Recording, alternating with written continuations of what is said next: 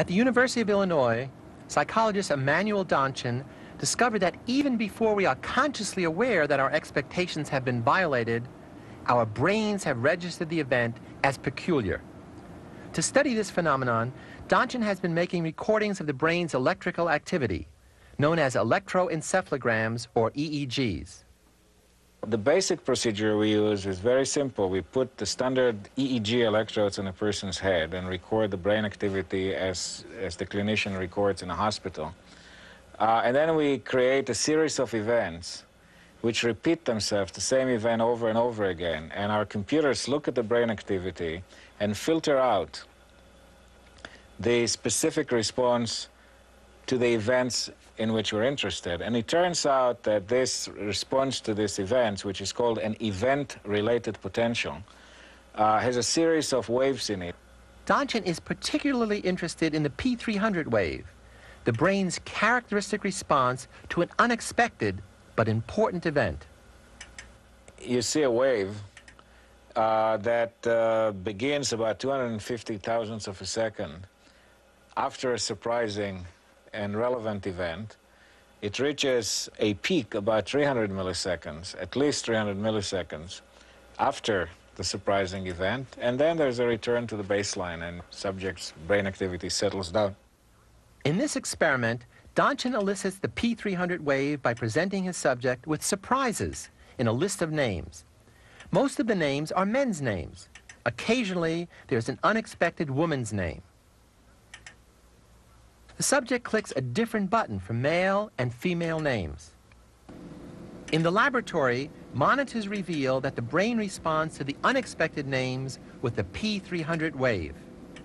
If an event triggers an emotional response in the subject or produces some cognitive activity by the subject, we're interested in finding out the extent to which this emotional response or cognitive activity changes the way in which this brain activity that we can record behaves. And by looking at changes in brain activity in relation to psychological processes, we are trying to understand better the relationship between the mind and the brain. When we study the smallest and most detailed processes of behavior, like the P300 brainwaves, we operate on what's known as the micro level of analysis. Typically, the micro level is used by psychologists who study things like the role of the brain in memory, for instance, or of hormones in sexual behavior.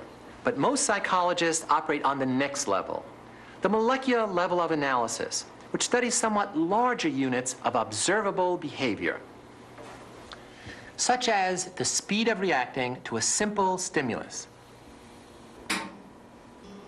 Or for a more complex example, let's take a look at a kind of behavior we use every day: body language.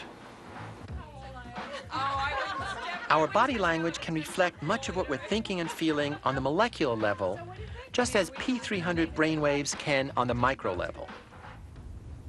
Psychologist Robert Rosenthal of Harvard University has pioneered the study of how people send out and receive these nonverbal messages. Nonverbal communication can be defined simply as the communication between people omitting all the words. It's just the music. That is, facial expression, body movement, tone of voice. Those would be the primary channels. One of the things that we've found is that very often the channels of nonverbal communication are redundant, as we might expect, and by that I mean they're all telling the same story, so that the tone of voice may be warm and supportive, the facial expressions may be warm and supportive, and the body movements may be warm and supportive.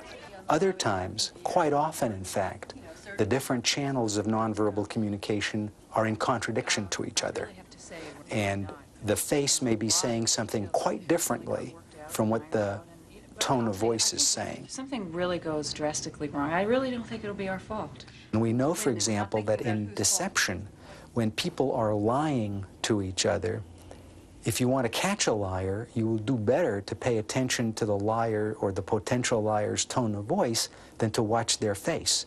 The face is too easy for the liar to control, so that The face is under our own control to a much greater degree than our body, and our body is under our own control to a greater degree than our tone of voice.